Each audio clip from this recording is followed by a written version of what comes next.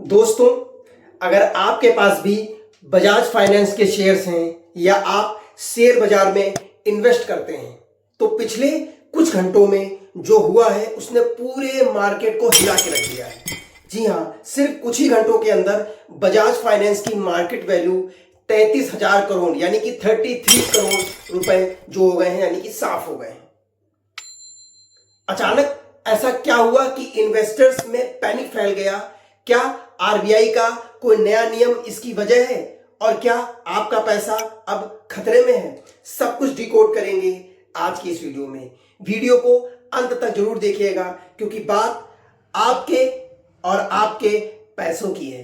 तो चलिए पहले समझते हैं कि एक्चुअल में ग्राउंड पर हुआ क्या है। देखिए, एक ही ट्रेडिंग सेशन में बजाज फाइनेंस का शेयर करीब 6% तक धड़ाम से नीचे गिर गया। इस भारी भरकम सेलिंग प्रेशर की वजह से कंपनी को देखते ही देखते लगभग 33,000 करोड़ से ज्यादा का मार्केट कैपिटलाइजेशन का नुकसान उठाना पड़ा। अकेली बजाज फाइनेंस ही नहीं बल्कि इसका असर एनबीएफसी जैसे Bajaj Finserv, Tata capital, Poonawalla Fincorp पर भी देखने को मिला है। अब सवाल ये आता है कि भाई, कंपनी के रिजल्ट तो अच्छे आ रहे थे, फिर अचानक से ये भूचाल कहां से आ गया?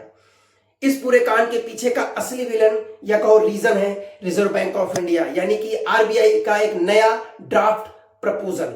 देखिए, आरबीआई ने एनबीएफसी यानी कि नॉन बैंकिंग फाइनेंशियल कंपनीज के लिए कुछ नए और सख्त नियम प्रपोज किए हैं। इस ड्राफ्ट के मुताबिक आरबीआई चाहता है कि एनबीएफसी हर तरह के रिवॉल्विंग क्रेडिट यानी कि फ्लेक्सी लोन प्रोडक्ट को वैसे ऑफ ना करे जैसे वो करते आए हैं। अरे भाई, ये रिवॉल्विंग क्रेडिट क्या भला है? इसे आसान भाषा में समझते हैं। आप में से बहुत से लोग बजाज फाइनेंस के फ्लेक्सी लोन या इंस्टा ईएमआई कार्ड का इस्तेमाल किया होगा। इसमें होता क्या है, आपको एक लिमिट मिलती है, मान लो 1 लाख रुपए की। आपने उसमें से 20,000 रुपए निकाले, यूज किए और वापस जमा कर दिए। वो 20,000 दोबारा आपकी लिमिट में जुड़ जाते हैं और आप उसे फिर से खर्च कर सकते हैं। इसे ही रिवॉल्विंग क्रेडिट कहते हैं। लेकिन आरबीआई के नए ड्राफ्ट के हिसाब से अब एनबीएफसी सिर्फ ट्रेडिशनल टर्म लोन ही दे पाएगी, यानी एक बार लोन अमाउंट खत्म या रीपे होने के बाद वो लिमिट ऑटोमेटिकली रिस्टोर या रीयूज नहीं होगी। अब सवाल यह है कि रूल्स तो बाकी कंपनियों के लिए भी आ रहे हैं, तो सिर्फ बजाज फाइनेंस को ही मिर्ची क्यों लग रही है?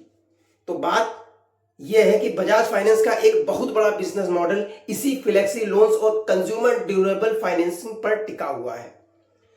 मार्केट के एक्सपर्ट्स और ब्रोकरेज फर्म जैसे आईआईएफएल और बर्नस्टेन्स का मानना है कि अगर ये ड्राफ्ट नियम फाइल होकर लागू हो गए तो बजाज फाइनेंस का लगभग 15 से 20% तक एयूएम यानी कि असेट्स अंडर मैनेजमेंट यानी लोन पोर्टफोलियो सीधे तौर पर प्रभावित हो सकता है।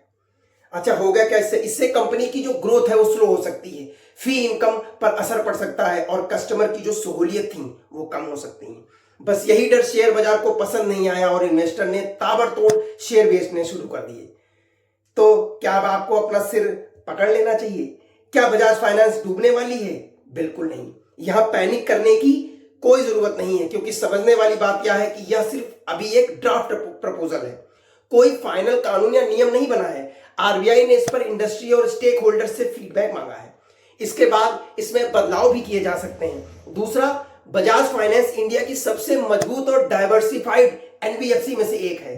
कंपनी का पॉस्ट रिकॉर्ड रहा है कि जब भी कोई रेगुलेटरी चैलेंज आया है तो उन्होंने शानदार तरीके से बाउंस बैक किया है।